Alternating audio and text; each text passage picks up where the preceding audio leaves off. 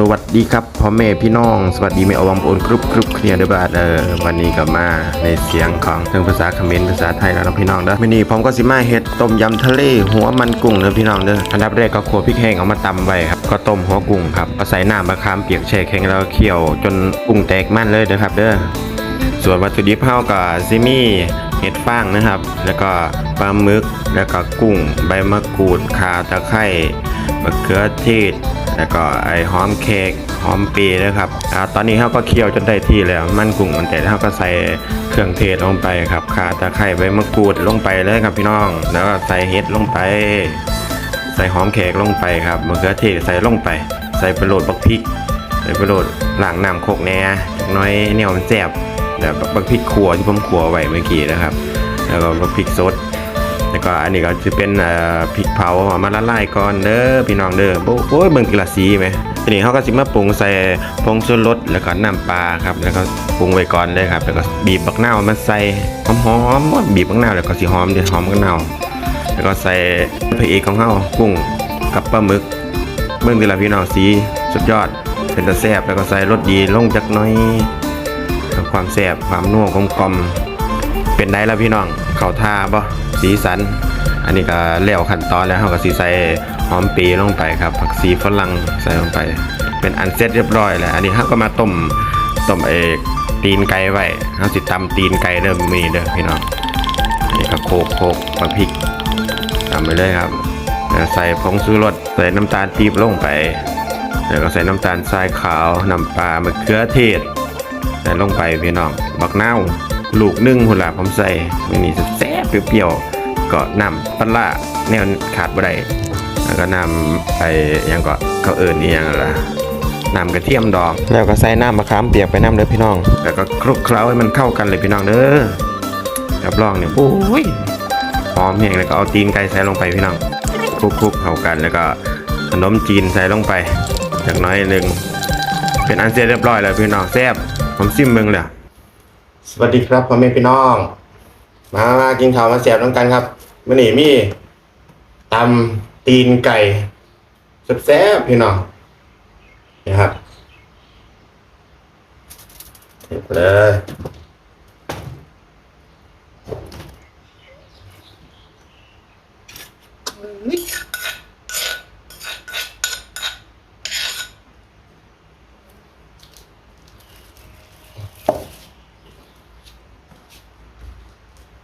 มีตำตีนไก่ครับแล้วก็ต้มยำกุ้งต้มยำหัวมันกุ้งมาพี่น้องมาแซ่บน้ำกันครับนี่เป็นข้าวสวยครับข้าวหอมชิมกันโอ้ยแซ่บปะครับอันเด้อมาเด้ออย่าเด้อ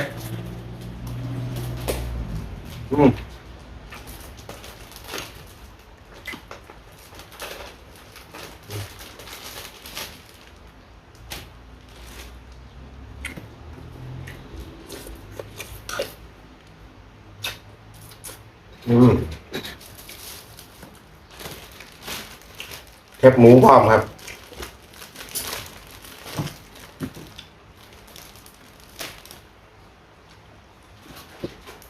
ตัวขออภัยด้วยพี่น้องมันมีเหมือนว่างถือเอาสิยั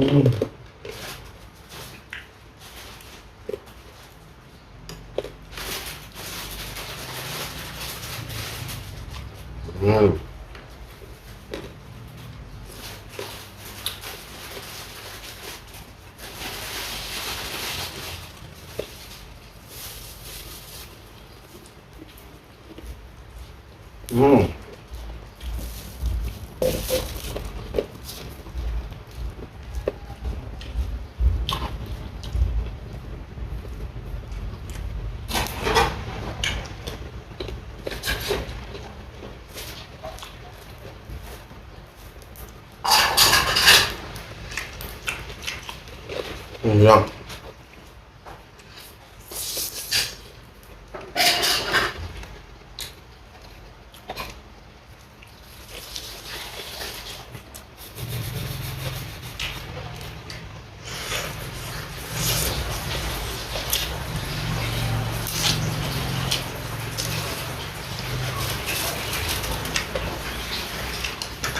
ญาตว่างจานเข่ากัน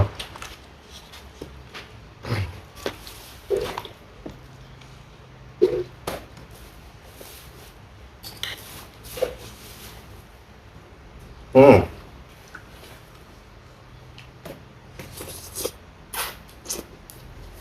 อืม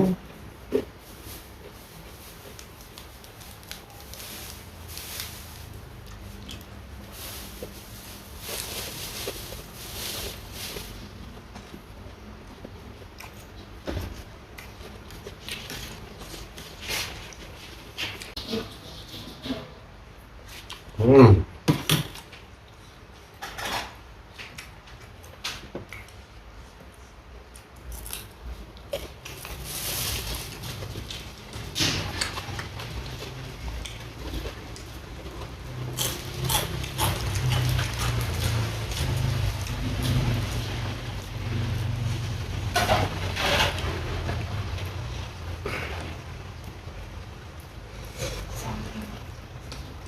ยุ้มใส่โหลดพี่น้องเอ้ยเอ้ยยุ้มใส่โหลดอืมอืม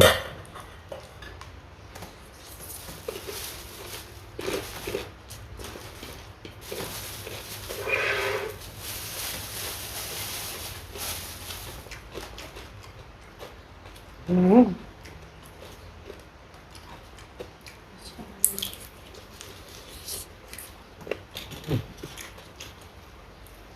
นะกินน้ำกัน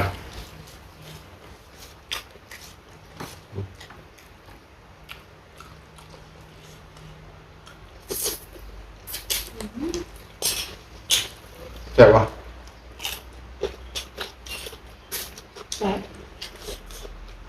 ไม่เคยทำให้ผิดหวังแซ่บไปเลย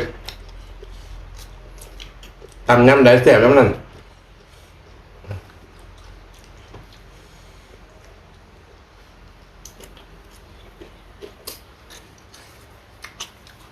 กินข้าวน้ำลืม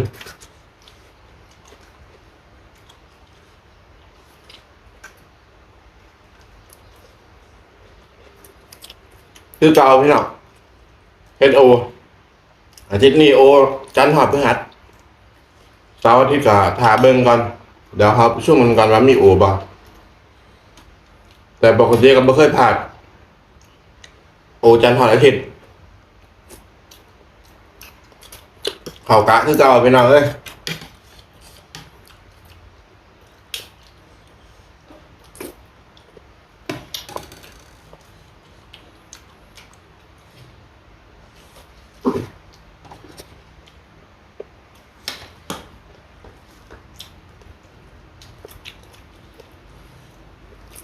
อืม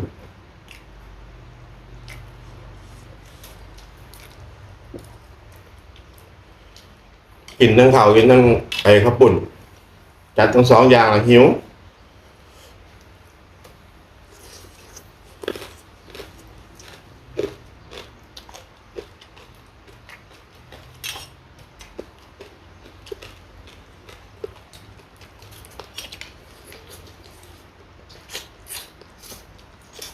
อืม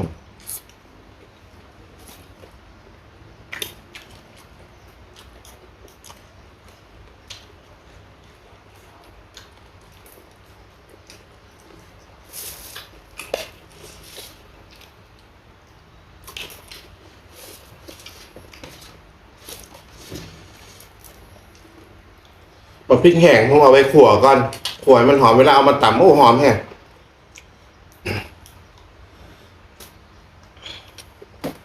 มันจะได้อรรถรสอีกแบบหนึ่งไหม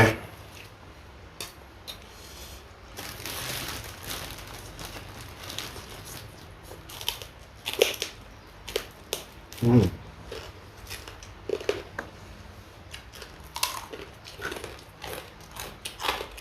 อืมกรอบผ้ากรอบแน่อืม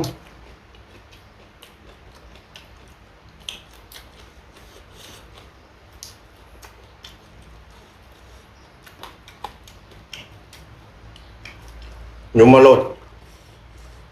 แต่ จังสิจังแซ่บ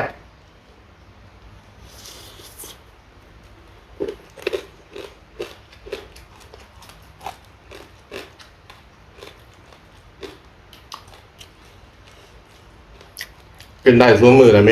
นูตำถูกไหม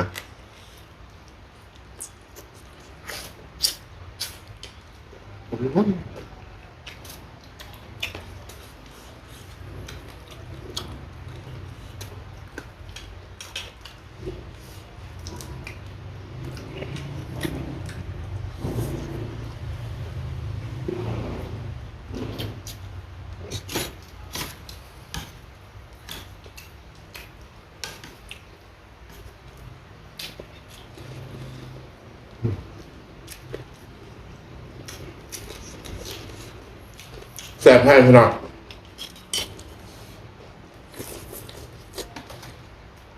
อืม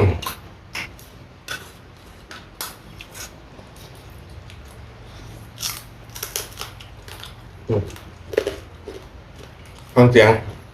แคบหมูกรอบแห้ง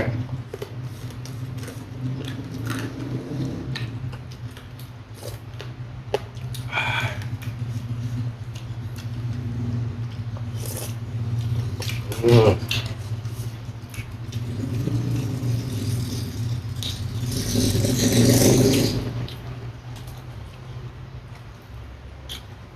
อหอมมาดิขอหอมใหม่ๆอุ้ยหอมดีครับ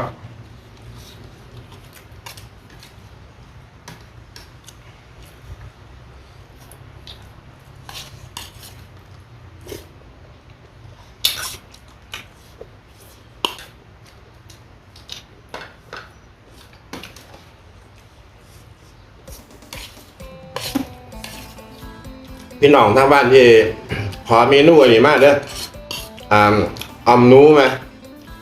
เดี๋ยวเอาไว้มีเวลาของบ้านเดี๋ยวผมไปหาสรรหาวัตถุดิบก่อนหาได้กันในประเภทในเบิ้ง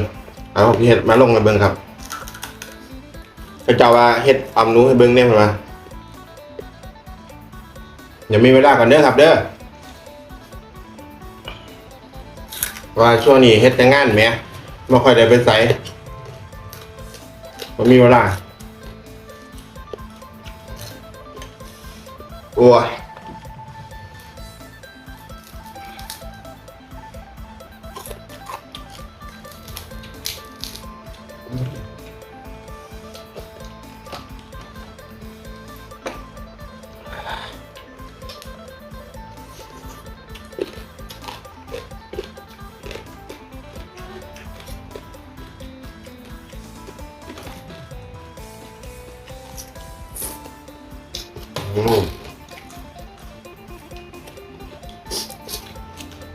ตู้หน่อย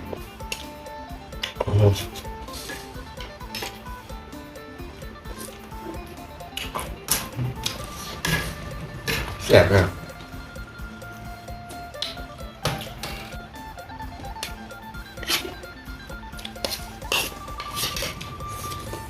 จะแนวแซ่บ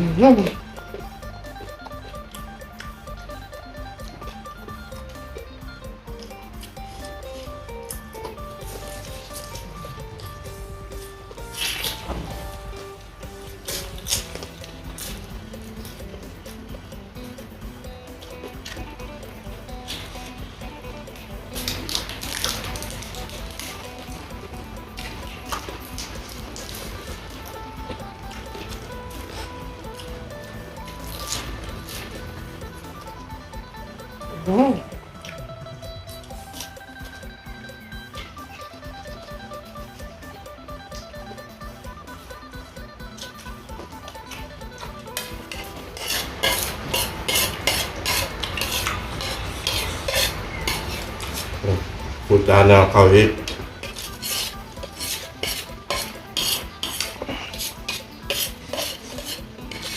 แสบซุ้มมือกันพี่น้องเอ้ย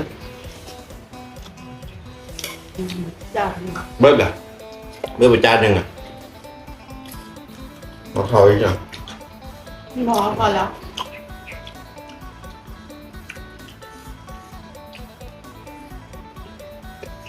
อืม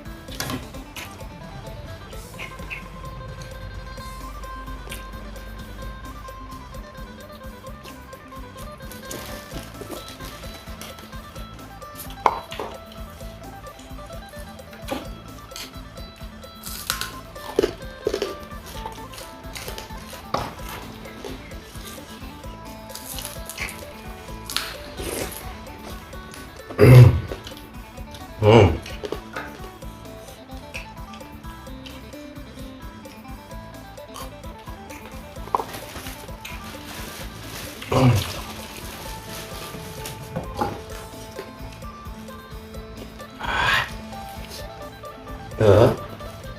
กรอบบอกกรอบมาถึงน้ำมันเป๊ะอยู่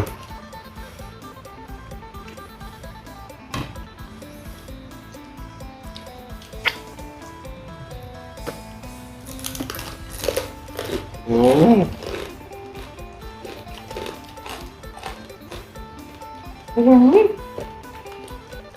หอมไหม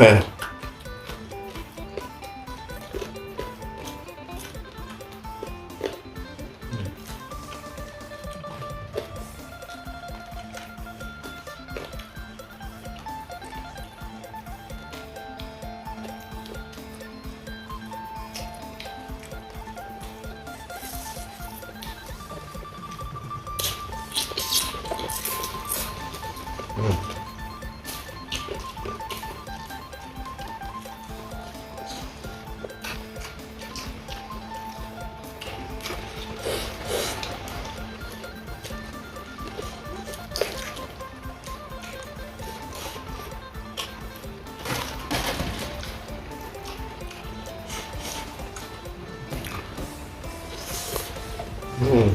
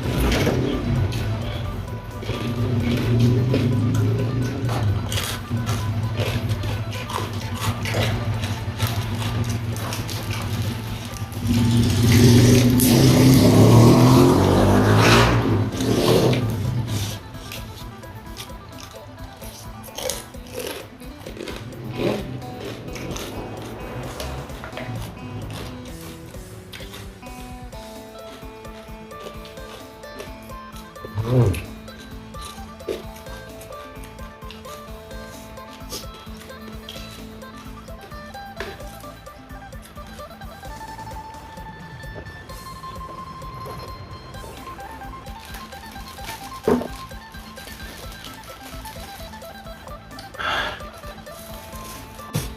อ๋อสำหรับคลิปนี้ก็เอาไว้สำนี้ก่อนเด้อพี่น้องเป็นแหละก็ฝากพ่อแม่พี่น้องกดแชร์กดไลค์กดติดตาม เป็นกำลังใจให้ผมเลยเด้อครับเด้อครับสวัสดีครับ